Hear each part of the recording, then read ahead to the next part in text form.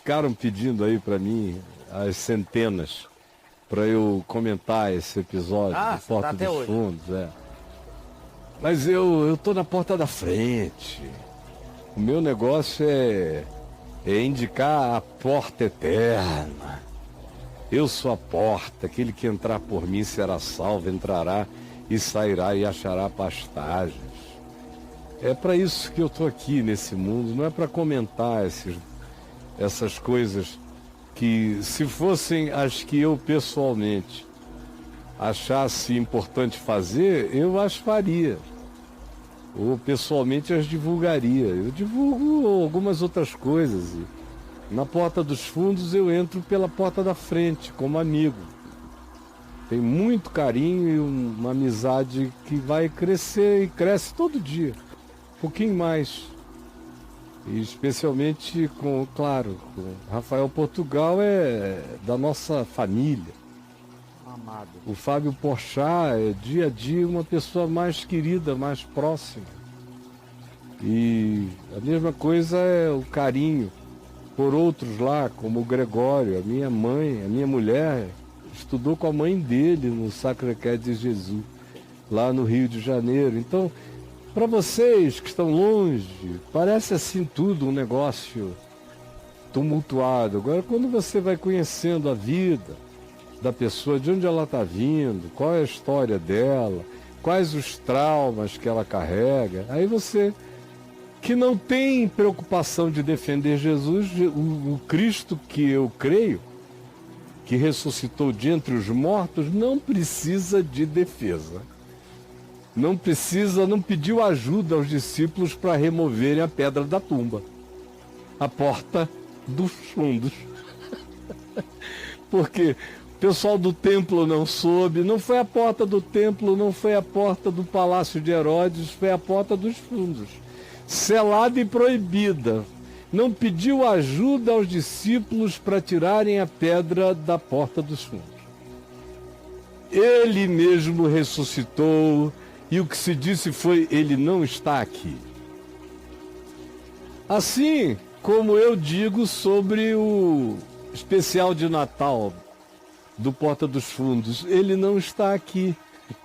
Isso é só uma encenação.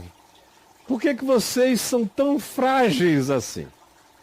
E, aliás, eu me converti debaixo dessa fragilidade e me cansei já de saída. Em 73, quando eu me converti e comecei a pregar, a primeira questão que me trouxeram, embora eu fosse só, teoricamente, um novo convertido, mas por alguma razão acharam que eu tinha que ter uma opinião. Não só os crentes, mas também o pessoal da televisão e do jornal.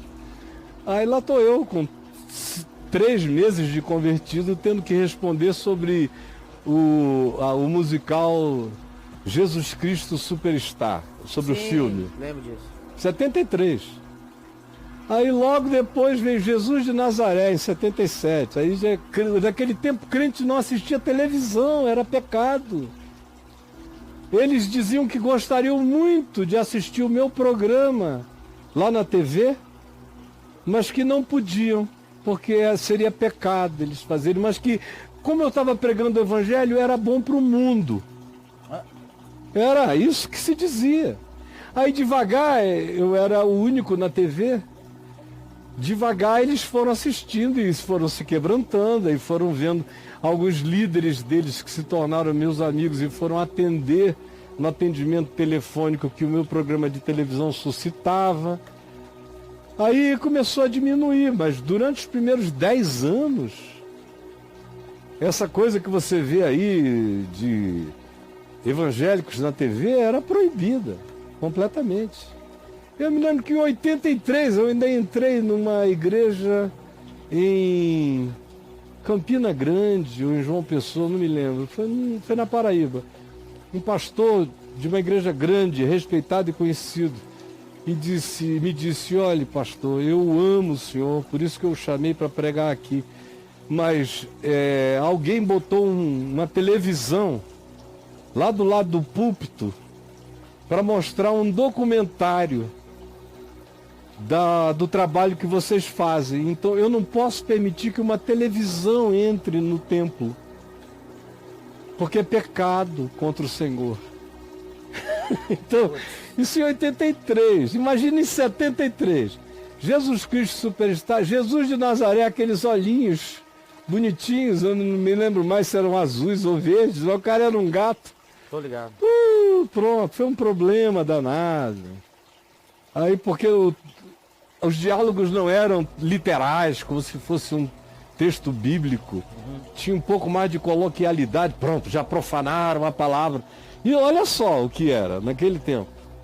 Aí você inicia os anos 80, vem A Última Tentação de Cristo. Sim. Com William Dolph. E pronto. Aí nesse tempo eu já era uma figura nacional. Então as televisões, os jornais vieram falar comigo, porque os crentes estavam escandalizados com A Última Tentação de Cristo. Eu digo, pelo amor de Deus, cara, eu só sei o seguinte, o evangelho é pior, porque Hebreus capítulo 4, verso 15 diz que ele foi tentado em todas as coisas à nossa semelhança, mas sem pecado. Então, tudo que você puder imaginar rolou pela cabeça de Jesus, como rola pela tua. A diferença é que ele não disse sim a nada disso e seguiu.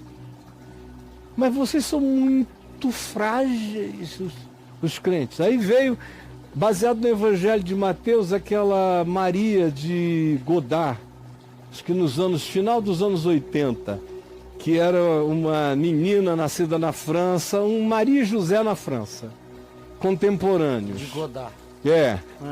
Que problema. E eu me lembro, naquela época não tinha ninguém para levantar a voz, era só eu mesmo no meio cristão. E eu me lembro que o Leonardo Boff se uniu e falou coisa semelhante, dizendo, poxa, para com isso e tal. 80 e alguma coisa. Aí a gente chega nos anos 90, a Globo lançou uma novela baseada num pastor evangélico real, que eu conheço ele, a mulher dele, os filhos dele, a história dele, verdadeira história, e chamado, como é que era o nome? Decadência. Meu Deus, o mundo quase veio abaixo por causa da novela Decadência.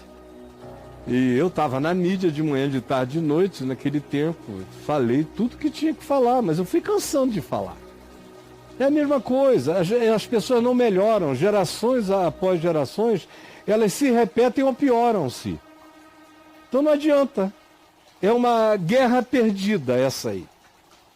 Aí você vem, passa esse processo todo que eu já descrevi, tantos quantos tenham sido os processos posteriores, os escândalos são sempre os mesmos.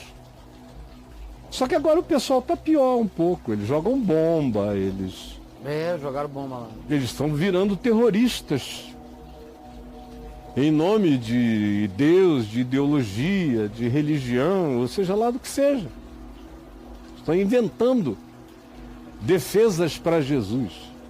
E defesas para Jesus, um Jesus tão frágil, tão fraquinho, um Jesus que não teria aguentado mesmo morrer na cruz pelos pecados de ninguém.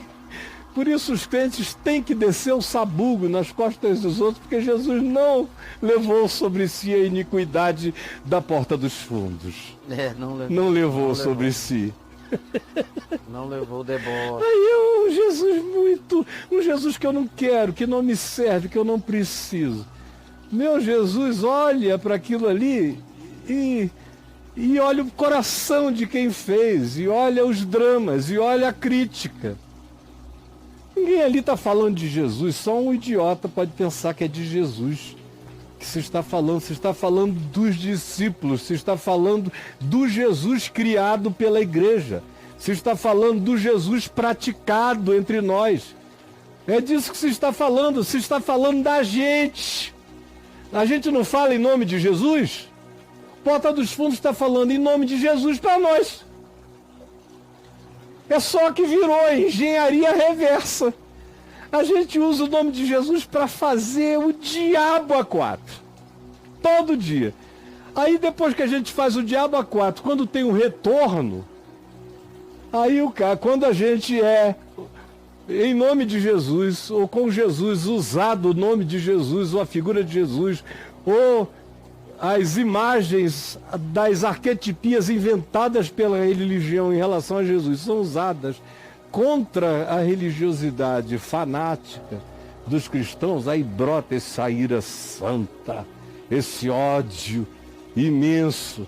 Só não tem ódio da mentira, só não tem ódio da hipocrisia, só não aborrecem o engano que praticam o dia inteiro e não conseguem nem se enxergar que aquilo ali é uma devolução a nós. É em nome de Jesus um toma, chupa. Vocês são tão inconsequentes com o que dizem em nome de Jesus? Olha como se pode ser inconsequente em nome de Jesus também. Chupa você. Agora, eles não enxergam para se converterem, para serem curados. Aí ficam querendo inventar ódios, inimizades, raivas em nome de Jesus, porque não conhecem o Evangelho. O Jesus que lhes foi apresentado é uma criatura esquálida. Não é nem um Henri Cristo, porque o Henri Cristo se defende. Está se defendendo esses anos todos. Agora esse Jesus não é Henri, nem é Cristo, nem é nada. É um Jesus que precisa da ajuda desesperada desse pessoal para rolar a pedra, para quebrar o selo romano da tumba, para segurá-lo, para dar um pepé para ele subir. Subir, pepé, no Monte das Oliveiras, vamos dar um pepé para Jesus. Vai! É um esforço. É também um pessoal que está tentando jogar uma âncora nas pernas de Jesus para puxá-lo, os que querem que ele volte. Tem alguns que dizem, não volta não, que a gente te defende aqui. Tudo menos a tua volta. Tem um bocado de gente, para quem a volta de Jesus não é interessante, são especialmente esses que são os representantes de Jesus, fazendo com que o Porta dos Fundos tenha razão de, em nome de Jesus, jogar na cara dos crentes o Jesus que os crentes representam todo dia pelas suas obras más, pela falta de fruto, de amor, de perdão, pela falta de raiz, de consistência, de fé, de entendimento, de compreensão, pela falta de inabalabilidade. É um pessoal abalável, é um pessoal que dá dó, que dá pena. Então, eu cansei, né? O que eu falei aqui não foi sobre o Porta dos Fundos, não, foi sobre você. Ou sobre o que você pensa que representa. Pode ficar com raiva de mim à vontade, eu não cheguei aqui fazendo a vontade de vocês. Eu vim desde que me converti até o dia de hoje fazendo a vontade de Deus na minha consciência, pensando como Jesus o mundo, para ele que diz que o escândalo não está no Porta dos Fundos, o escândalo está no coração daquele que diz não sendo, que diz que é não sendo, que diz que crê não praticando, que diz ser sem seguir. Esse é o escândalo, é para esses que veem milagres acontecendo. Lembra que ele falou isso lá em Cafarnaum, depois de uma quantidade exorbitante de curas, milagres, sinais, prodígios, maravilhas, pregações. E o coração dele, Jesus disse, ai de ti, Corazim, ai de ti, Betsaida, ai de ti, Cafarnaum. Porque se em Tiro e em Sidom e na Porta dos Fundos tivessem se operado os sinais que no meio de ti se operado, eles teriam já se arrependido no pó e na cinza. Ai de ti, é melhor, o melhor conselho é amarra uma pedra de moinho no pescoço e pula no abismo, porque o grande escândalo da terra é você, que diz que é, mas não é. Que diz seguir Jesus enquanto odeia, enquanto é cheio de mentira na sua alma. Você é o escândalo. Você é a porta dos fundos. Aquela que a gente limpa pelo menos uma vez por dia. Entendeu? Quem tem chuveirinho Do shake. facilita o trabalho.